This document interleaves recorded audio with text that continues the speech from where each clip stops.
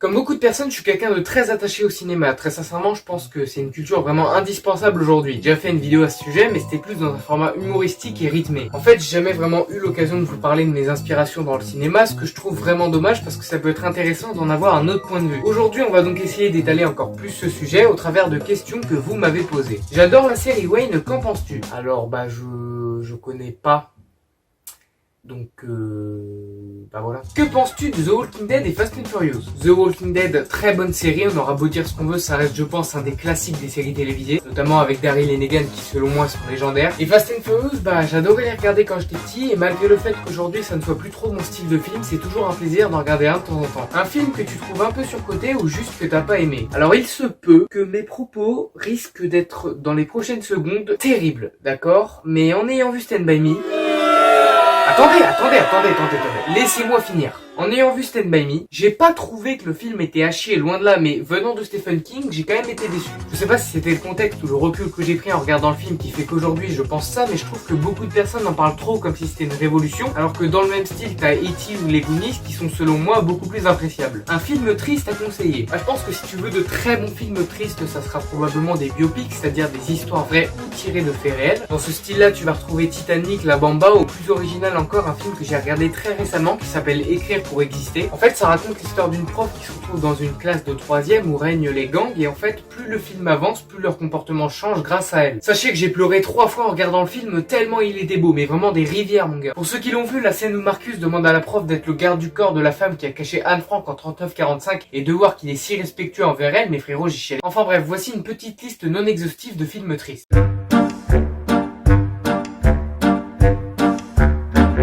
Aimerais-tu bosser dans l'audiovisuel plus tard? Comptes-tu faire un BTS après le lycée? En fait, je pense que ça me déplairait pas de bosser là-dedans, mais mon truc à moi, c'est plutôt l'écriture et le fait de jouer. J'adore écrire des vidéos ou d'autres trucs parce que ce qui est passionnant, c'est pas que ton idée soit originale, c'est la manière dont tu vas la tourner et comment est-ce que tu vas l'exploiter. Évidemment, moi, dans le monde de l'écriture, je suis personne, je veux dire, j'ai rien fait d'extraordinaire, mais par contre, je sais ce que c'est que d'écrire un truc dans lequel tu mets pratiquement tout de toi. Et du coup, pour répondre à ta question, après le lycée, je vais certainement aller dans une fac de lettres, probablement celle de Poitiers, parce que là-bas, il y a une filière pour le cinéma et pour le théâtre. C'est qui ton acteur, actrice préféré? Là comme ça j'ai pas de nom précis qui me vient à l'idée. Je pense que je pourrais dire Alexandre Astier parce que c'est vrai que j'apprécie sa manière d'écrire, mais sa manière de jouer elle est aussi assez singulière. Dans le sens où il y a probablement que lui qui est capable de jouer un personnage d'une certaine manière. Par exemple, je vais parler de Kaamelott et de David et Madame Hansen. Quand tu vois Kaamelott et qu'après tu regardes David et Madame Hansen, et dans le personnage d'Arthur et de David, il y a quand même des petites ressemblances, des petits traits de caractère qui reviennent à chaque fois. Parce qu'Alexandre Astier a vraiment sa manière de jouer, il a son truc d'interpréter les personnages que je trouve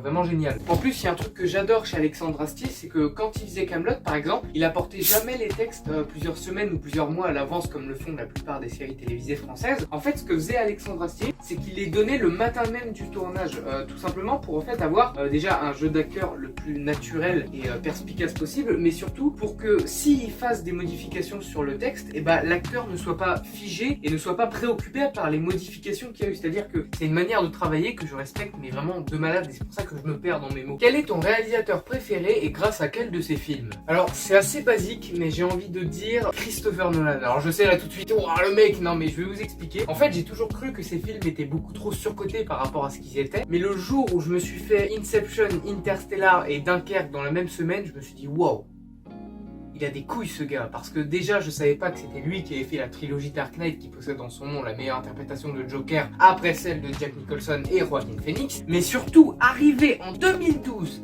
avec le concept d'Inception. Le gars est fort quand même. Ton film préféré de Luc Besson, personnellement ça se joue sur Le Grand Bleu ou Léon. J'ai jamais vu Le Grand Bleu mais il paraît que c'est un très beau film. Personnellement ça se jouerait aussi sur Léon et probablement sur Lucie qui est ma première claque en regardant un film. Par contre impossible pour moi de choisir entre les deux, déjà parce que les deux films sont excellents et très différents, mais surtout l'interprétation de Jean Reno dans Léon face à la manière dont a été pensé le film Lucie, mais c'est juste une dinguerie. La meilleure série selon toi? Alors pour moi ça se joue à plusieurs échelles. Déjà au niveau national, une série française, j'ai envie de dire Kaamelott évidemment, hein, parce que si tu veux des épisodes courts et drôles saison 1 à 4, long mais triste saison 5 et long mais drôle saison 6, Après, au niveau international, bah là j'ai envie de dire The Walking Dead, parce que vous allez rire, vous allez pleurer, être énervé, être frustré, être satisfait. La série est très complète en fait. Tout comme Game of Thrones que j'ai longtemps critiqué sans avoir regardé, et au final j'ai commencé il y a quelques semaines, et je dois vous dire que c'est juste une putain de dinguerie vraiment. Encore une fois, je disais que de la merde, la série est juste géniale. Qu'est-ce qui fait d'un film un chef-d'œuvre? Alors premièrement, dire d'un film que c'est un chef-d'œuvre, c'est subjectif. Par exemple, quand toi ou moi on termine de regarder un film et qu'on dit de celui-ci que c'est un chef-d'œuvre, en vrai c'est propre à chacun. Mais en soi, c'est forcément un film qui t'a plus touché que les autres. Je crois que c'était Victor de la chaîne In The Panda qui avait fait une vidéo qui parlait des films préférés, et il avait dit que ton film préféré c'est forcément un film que quand tu l'as regardé, ça t'a fait un truc différent des autres. Et bah pour les chefs-d'œuvre c'est pareil. Tu vas pas regarder la liste de Schindler de la même manière que tu vas regarder Bienvenue chez les Ch'tis. Il y a une nuance qu'on retrouve dans le terme de bon film et de beau film. Par exemple, je vais vous citer deux films cultes de Coluche que vous connaissez certainement. Le Maître d'école est un bon film, Or Ciao Pantin est un beau film. Vous voyez, la nuance est minime mais la signification très différente. Est-ce que tu penses que sans le cinéma, notre monde serait comme il est aujourd'hui? À titre personnel, déjà, je ne m'imagine pas vivre sans cinéma. Déjà pour une question culturelle, parce que le cinéma a forgé mes goûts et ma vision sur certaines choses de la vie, mais aussi plus globalement une question économique. Ça veut dire qu'il n'y aurait pas d'acteurs, de réalisateurs, de caméramans. Il y aurait tout un tas de personnes qui seraient sans emploi en fait dans un monde sans cinéma. Et même en imaginant que ces personnes, par exemple, je sais pas, les acteurs se retrouveraient dans des pièces de théâtre, à la place peut-être que en fait tous les synopsis des films se retrouveraient réduites à des pièces de théâtre, hein, voilà, même si c'est pas de la merde en soi, mais je pense que ce serait moins impressionnant. Et ben même en imaginant ça, je pense que ce serait beaucoup plus compliqué, parce que ça veut dire que toutes les personnes que vous avez eu l'occasion de voir dans tous les films depuis le début de votre vie feraient de pièces de théâtre. Non, c'est impossible, ça ferait beaucoup trop. Du coup, dans un monde sans cinéma, je pense que la vie serait très difficile et très différente, mais je pense qu'on pourrait quand même arriver à ne pas se faire chier. Par contre, un monde sans musique, là, impossible, on se prend tous par la main et on saute dans un ravin. Même si moi, je ferais déjà ça sans cinéma, parce que impossible.